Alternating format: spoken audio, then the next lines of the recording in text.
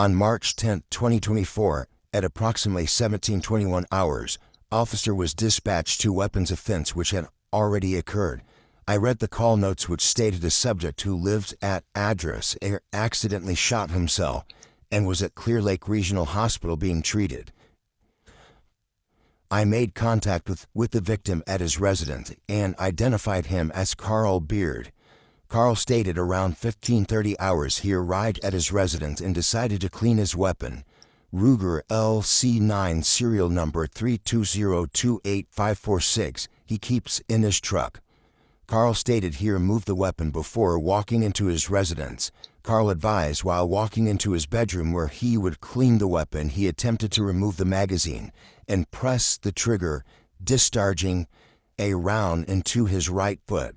Carl advised after shooting himself, he immediately got into his truck to drive himself to the hospital. Carl stated he decided to park his truck at Lowe's, and a friend picked him up there before driving him to the hospital. I observed a bullet lodged into the lower border of the hallway wall. Carl stated he was not the bullet and that entered his foot since the bullet was still inside his foot and had to be removed by a foot specialist at a later date. It's believed Carl accidentally fired a second shot after firing the round into his foot. There were no cameras in the residence where the shooting occurred. Beard advised he was not suicidal, so he got to keep his firearm that was left in his possession. It should be noted after clearing this call on March 10, 2024, officer was dispatched to a civil problem. The caller stated she's the wife of Carl and wanted an officer to stand by at her residence because she believed there would be problems when she returned. I made contact in the front office with Carl's wife and mother-in-law identified as Ebony Beard and Miss Linda Pines.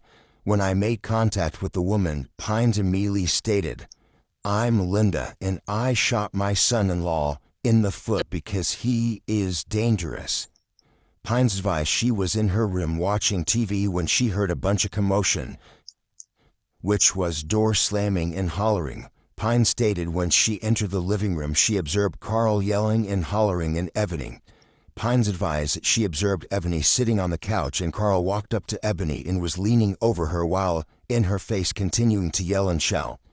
She stated Carl had a history of assaulting her daughter and has a history of committing violence against Ebony, which has mostly gone unreported. Pines stated she walked into her bedroom to retrieve her firearm to prevent Carl from seriously harming or killing her daughter. Based on how he was acting, Pines advised she returned to the living room, observed Carl following Ebony into the master bedroom still very irate.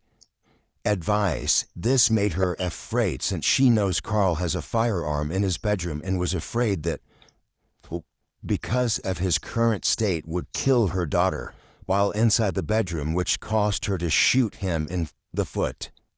I then made contact with Ebony, who advised Carl was set off by a phone conversation she was having with her cousin. Ebony advised Carl and her cousin have had ongoing issues while in the bedroom. Carl became irate with her and began yelling at her after she sided with her cousin. She stated she left the bedroom and went into the living room to watch television with her daughter. Ebony advised Carl came into the living room continuing to want to engage in verbal altercation, with her stating her cousin and her kids were not welcome in this home. Ebony told him they were still welcome, which upset him even more, causing him to lean over her on the couch and began to yell her in her face. Ebony told me her daughter, who was later identified as Chloe, came into the living room to try to separate them to no avail. Ebony advised she extended her arm to back Carl away from her while he was in her face being aggressive before trying to stand up. Ebony advised this prompted Carl to grab her by the neck and push her back down on the couch. She told me after Carl pushed her down, Chloe threw a hookah device at him in her defense. Ebony stated she got up again and started walking back into the bedroom to separate herself from Carl.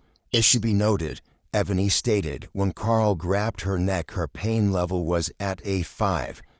While walking into the room, Ebony stated Carl was following her behind her, bumping her in the back of the chest. In the midst of Ebony advised, Pines came back into the living room with the firearm and shot Carl in the foot. Ebony advised they are afraid of Carl, and he knows to be aggressive and have violent outbursts, further advising the last reported assault by Carl was last year, which later confirmed a strangulation report form was completed by Ebony. I asked Pines if I could take her firearm for safekeeping, which she denied, advising that's her only means of protection. Pines stated she would allow me to gather photos of the firearm. I made contact with the assistant district attorney. He stated he would not accept charges on Pines since she believed her daughter was in danger of serious bodily injury based on Carl's actions and behavior. The ADA was to place Carl into custody and issue a bond of $5,000 regardless of his history. It should be noted, despite the time lapse, Carl was eligible to still be placed in custody for his family violence offense according to CCP Article 14.03. I made contact with Sergeant Land, who advised I would be able to return to the location and place Carl into custody, but suggested I take a backup unit. Carl was placed into custody for ACB 1-FV at 23:10 hours without incident. Carl stated he wanted to now give a formal statement regarding what really occurred regarding the shooting after being placed into a cell. Carl waived his rights to remain silent. Carl told me this incident stemmed from a phone call Ebony received from her cousin, who is an ex-employee of his. Carl stated he and the female got into a heated argument over the phone regarding W-2s. Carl advised when the call ended, he told Ebony her cousin was no longer welcome in his home, which prompted a verbal altercation between them. Carl advised Ebony went into the living room while both of them were still yelling and disrespecting one another. Carl told me while Ebony was on the couch, he walked up close to her and continued shouting but did not push or put his hands on her. This is when Ebony stood up and pushed him twice, which caused him to push her down on the couch. Carl stated after he pushed Ebony down, Chloe hit him in the face with the hookah. Carl told me Ebony then got up and walked into the room while he followed her. He stated before he could enter the bedroom, Pines confronted him about wanting her money back, which she gave Carl to invest in his business. Carl advised he told Pines he couldn't get it because of the bank being closed. He stated after the statement, Pines withdrew a firearm before shooting him in the foot. Carl advised he didn't report Pines shooting him because he didn't want to get her in trouble. After speaking with Carl, I made a phone contact with Chloe, who advised she was in her bedroom when she heard a loud verbal altercation between Carl and Ebony. Chloe stated when she exited her room, she observed Ebony sitting on the couch and Carl leaning over her in her face, yelling. Chloe advised that she observed Carl push Ebony after she stood up. This is when Chloe stated she hit Carl with the hookah device. She stated Ebony stood up and, again, began walking towards the bedroom, and she observed mutual pushing from Ebony and Carl.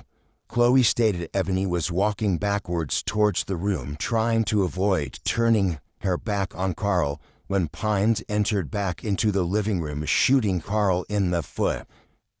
I again contacted the ADA and briefed him on this new information after speaking to Carl and Chloe, and he advised to still go forward with the current charge of ACBI-FV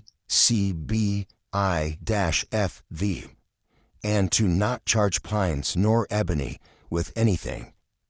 A warrant request was also given to Sergeant Land for false report to officer, and Carl was issued a bond of $1,500.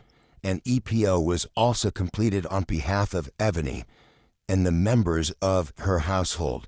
It should be noted I later contacted Pines, who advised when she returned to the residence she was unable to find her firearm and believe Carl may have given it to his brother.